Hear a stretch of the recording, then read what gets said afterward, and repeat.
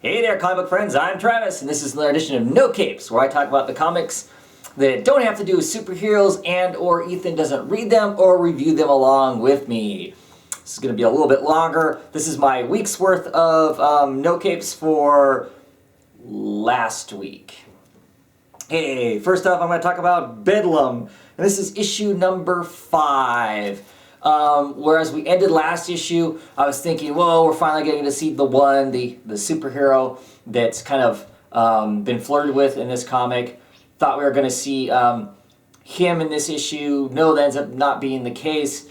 Instead, our two crime fighters take off to another location instead because the detective is going after the source instead of where the craziness is happening in the hospital. They discover some more interesting stuff. She does bring along Mr. Price because Mr. Price basically blackmails them and says, hey, look, if you don't take me along, I am going to sue you for basically me getting beat up by the superhero and you letting it happen. So she drags him along. He's got a wonderful amount of information about what's going on, the drugs that are involved, that sort of stuff. They decide that they're going to go to the prison and talk to the priest who's part of this whole, back in the past ring of child abuse and that sort of thing. While they're waiting, the detective passes out. We find out that basically Mr. Price spiked her coffee so he could then talk to the priest by himself. It seems Mr. Price is slowly slipping more and more back into his Bedlam. He is not Bedlam, I'm sorry. His Matter Red persona, because occasionally his word balloon will be in red as Matter Red as opposed to his normal black and white word balloon. We see some interesting stuff from his past, the psychological tests they put him through to determine whether or not he was safe to be released into society or not. Very, very interesting book. Takes some spins, some directions that I didn't necessarily expect it to. I'm really interested to see what the next issue brings, with it ending with him going up to talk to the priest who's in prison. So it should be really fascinating, really interesting art, just an all-around really cool and disturbing book. But very, very cool, very interesting. Really interested to see where it's going to go from there. Okay, next up I'm going to talk about I Love Trouble number 4. We find out more about the training that's involved with our main character being part of this whole Mars organization, and basically they do want her to do wet work. They want her to go and assassinate a guy, which she does kind of sloppily. She's having ex-boyfriend issues along the way. I'm not 100% sure where this book is going to go. She talks a little bit with a psychologist, which is a little bit interesting. I think the book only has like 1 or 2 issues left, and that's the biggest reason why I'm still reading it. It's not a bad book, but it's not really totally engrossing either. I mean, there's some funny things where they reference other comic books, which is kind of funny, which I've mentioned before and other things. The only thing about this book, it stinks.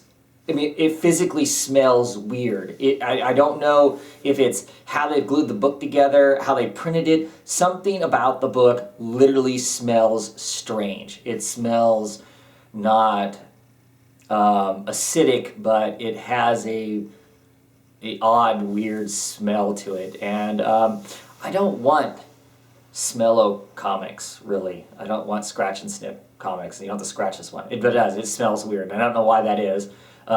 The disembodied voice tells me that the last issue smelled that way too. I must have had a plugged up nose at the time because I couldn't smell it then, but I can smell this one. Like I said, it's a somewhat interesting story, but it's not like really, really gripping. There's amusing parts in it.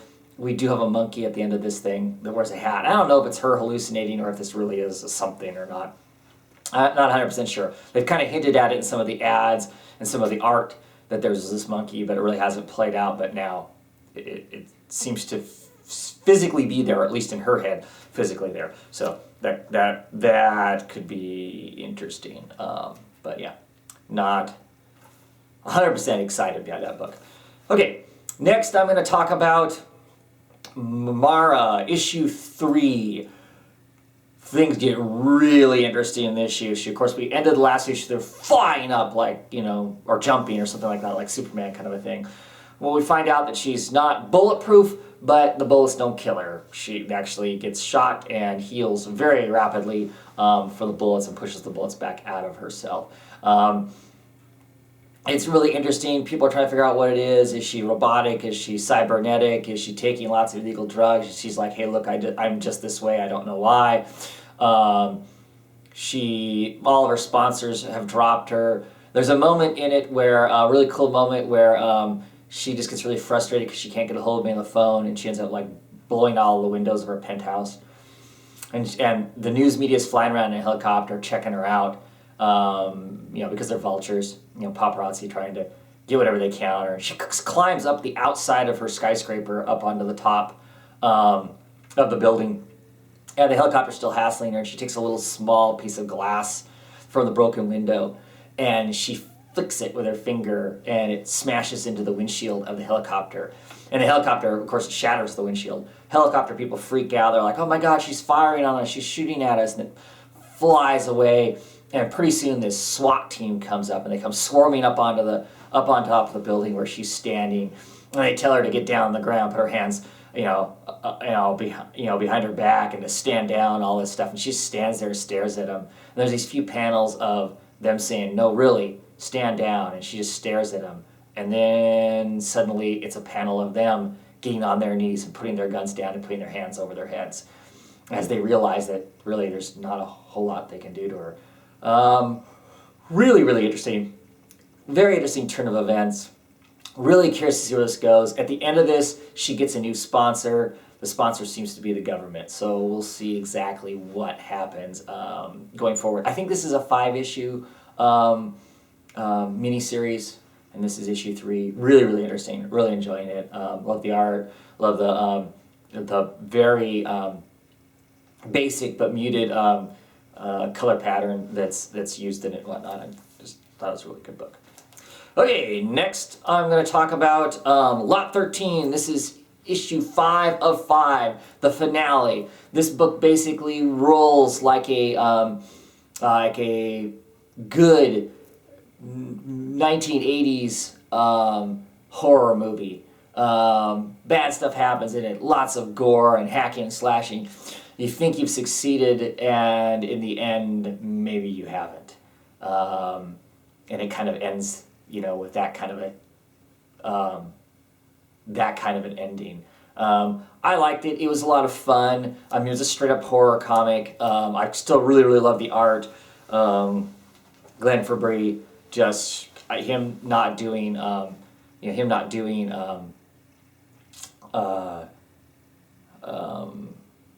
Mad magazine art, but this more serious style art I think is quite excellent. It's very, very gory. If you like horror comics, creepy stuff with gore and whatnot, I think it's a comic you check out. Especially at least a trade will come out at some point now after this, I'm sure. Pick up and trade if you haven't picked up the singles. It's not a bad read.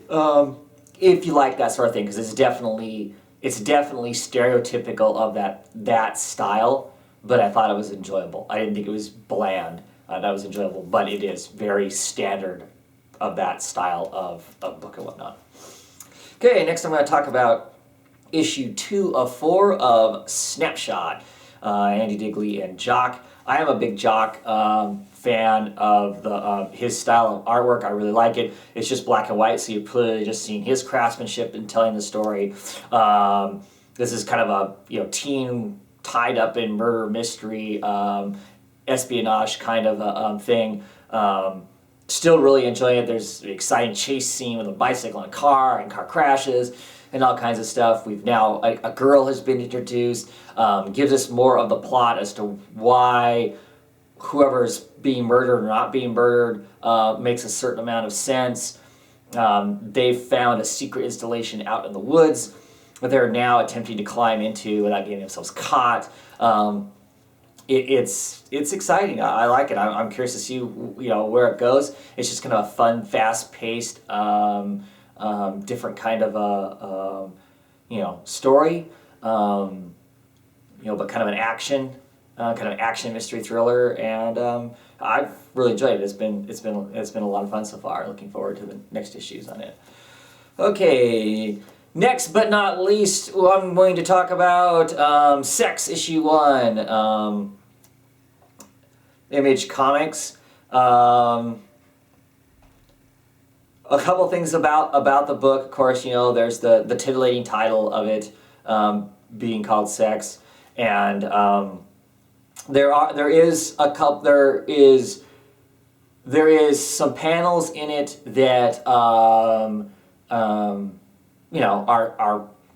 basically straight up pornography. I mean, they're genital shots, and they're genital shots for no other reason than to show that.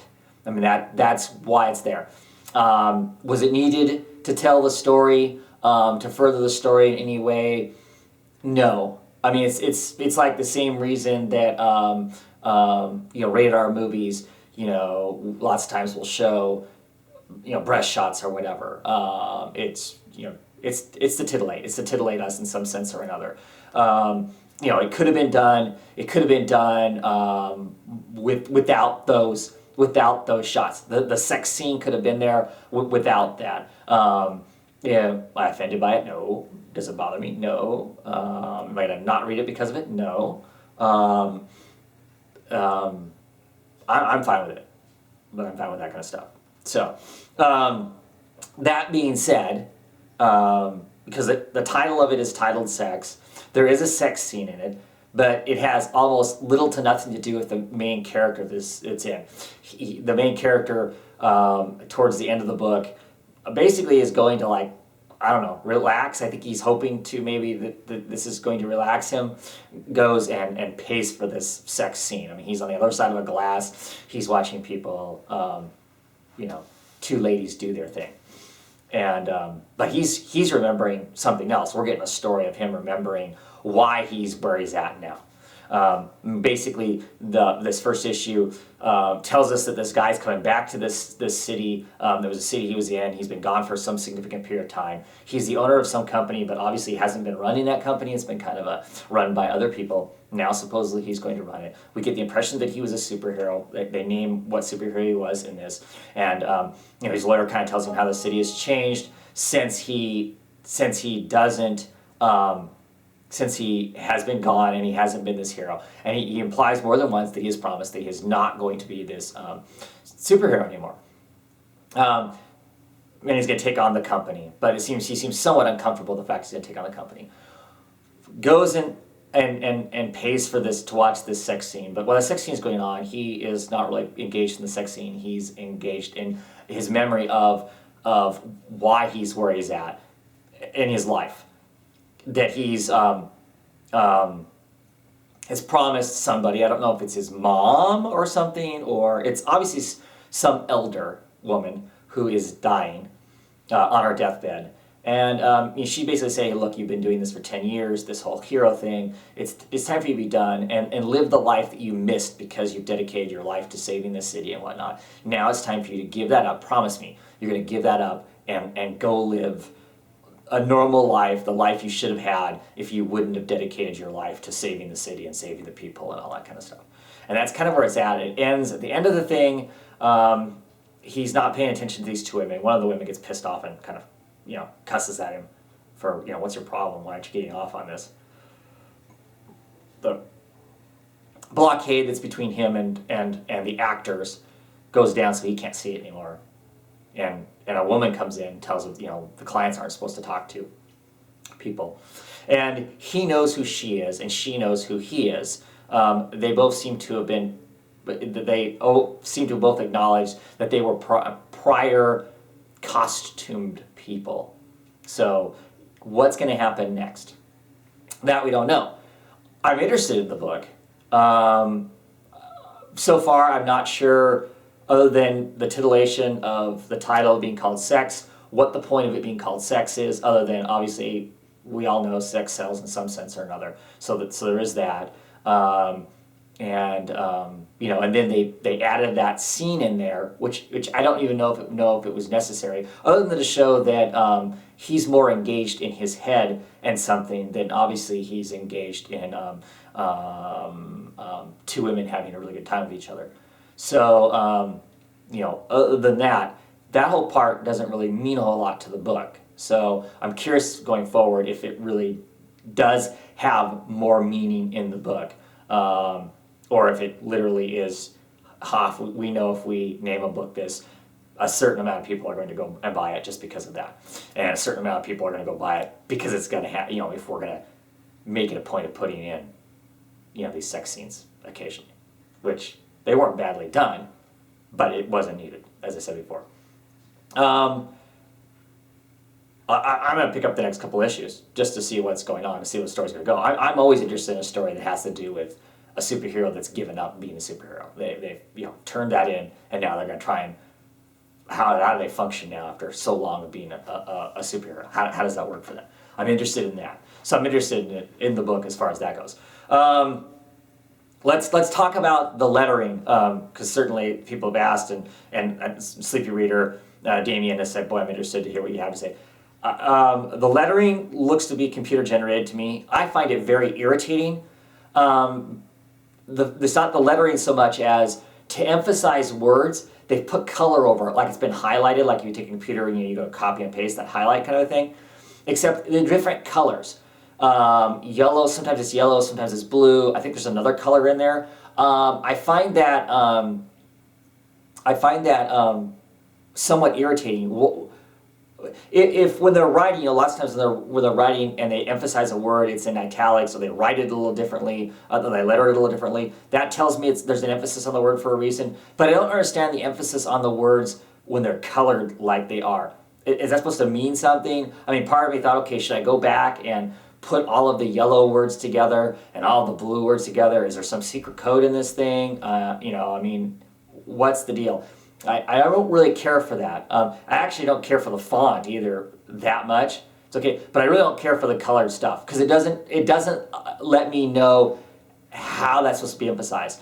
I mean, if it's emphasized in blue, am I supposed to interpret blue? I mean, because I use my own personal feelings about the color blue. What does the color blue represent? Am I supposed to apply that to this book? And if that's the case, am I applying it the right way? Yellow, my feelings on what I think yellow means. If I apply that to this word, if I'm reading it in my head or if I read it out loud, am I supposed to emphasize it differently? That I don't know, and I find that kind of irritating and frustrating. It almost feels like there should be a key guide in the back somewhere saying, this is how you should emphasize these words because of the way they're colored. I guess I didn't think about it. I'll have to go back and look. Maybe the coloring, each person, when they emphasize a word, they have their own personal color. But I just don't understand. I don't understand what kind of a tool that is or what that means. It almost makes me feel like it should be hyperlinked, like I should be reading it online and be able to click on that and see something else almost. I don't know. So I'm not thrilled with that technique at all. They could drop that as far as I'm concerned, because right now it doesn't make a lot of sense to me and just leaves me with questions and kind of annoyed. It doesn't add anything to the reading experience to me. It actually, that part of it takes away. So there's my take on the comic Sex.